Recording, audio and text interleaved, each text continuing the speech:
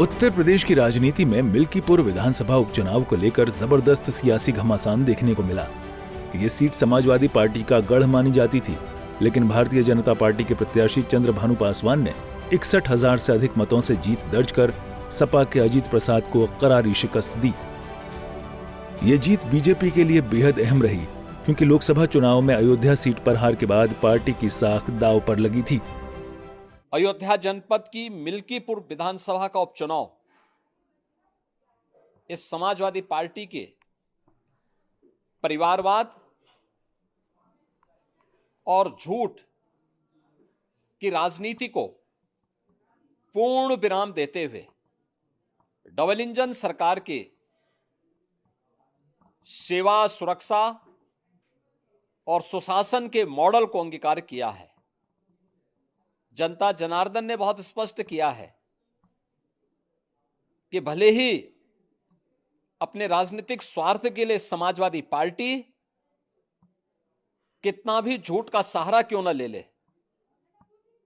कितना बड़ा प्रोपेगेंडा क्यों ना कर ले, लेकिन जनता जनार्दन उन्हें सबक सिखाने के लिए पूरी तत्परता के साथ कार्य कर रही है।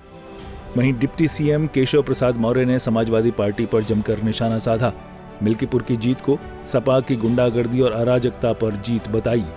मिल्कीपुर की ऐतिहासिक जीत पर मैं वहां के जो भारतीय जनता पार्टी के प्रत्याशी श्री चंद्रभानु जी को, हमारे पासवान जी को मैं बधाई देता हूं। वहां की भारतीय जनता पार्टी की पूरी टीम, कार्यकर्ता, वहां की जनता जनार्दन के प्रति हृदय से आभार प्रकट करता हूं। और समाजवादी पार्टी की गुंडागर्दी हारी है, ये अपराध और माफियागिरी को जो बढ़ावा दी वो हारी है। जिस प्रकार से श्री अखिलेश यादव जी ने संवैधानिक संस्था चुनाव आयोग के प्रति जो उन्होंने शब्दों का प्रयोग किया, मैं उसे दोहराऊंगा नहीं, लेकिन इतना ही कहूंगा, यह तो अभी शुरुआत है, अभी ये झांकी है, पूरी पिक्चर बाकी है।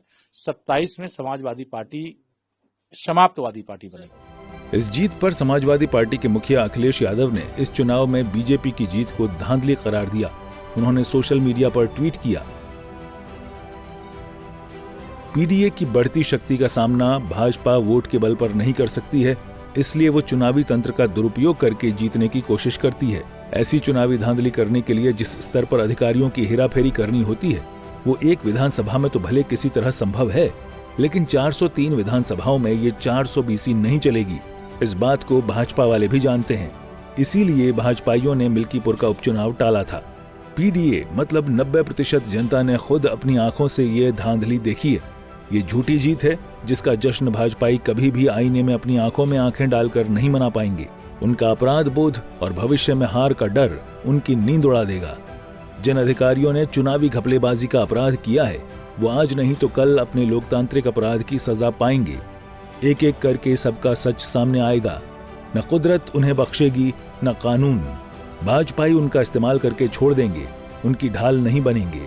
जब उनकी नौकरी और पेंशन जाएगी तो वो अपने बच्चों, परिवार और समाज के बीच और अपमान की जिंदगी की सजा अकेले भुगतेंगे। लोकसभा चुनावों में अयोध्या में हुई पीडीए की सच्ची जीत उनके मिल्कीपुर के विधानसभा की झूठी जीत पर कई गुना भारी है और हमेशा रहेगी। आइए अब आपको ग्राफिक्स के जरिए बताते हैं चंद्रभानु पासवान कौन है। 3 अप्रैल 1986 को अयोध्या के परसौली गांव में जन्म हुआ। बीकॉम और एलएलबी की पढ़ाई के बाद राजनीति में कदम रखा। रुदौली से 2 बार जिला पंचायत सदस्य बने। पिता राम लखन पासवान 2021 में 4थी बार प्रधान बने। परिवार साड़ी के कारोबार से जुड़ा हुआ है। कोविड महामारी के दौरान चंद्रभानु ने लोगों की मदद की। राशन, भोजन और मजदूरों की मदद कर लोगों का भरोसा जीता। मिल्कीपुर विधानसभा में बीजेपी की ये जीत राजनीतिक समीकरणों में बड़ा बदलाव दर्शाती है। समाजवादी पार्टी का गढ़ माने जाने वाले इस क्षेत्र में बीजेपी का प्रभाव बढ़ा है। हालांकि विपक्ष से धांधली से मिली जीत बता रहा है। आगामी विधानसभा चुनावों के मद्देनजर ये परिणाम बीजेपी के लिए संजीवनी साबित हो सकता है। ब्यूरो रिपोर्ट, सूर्या समाचार।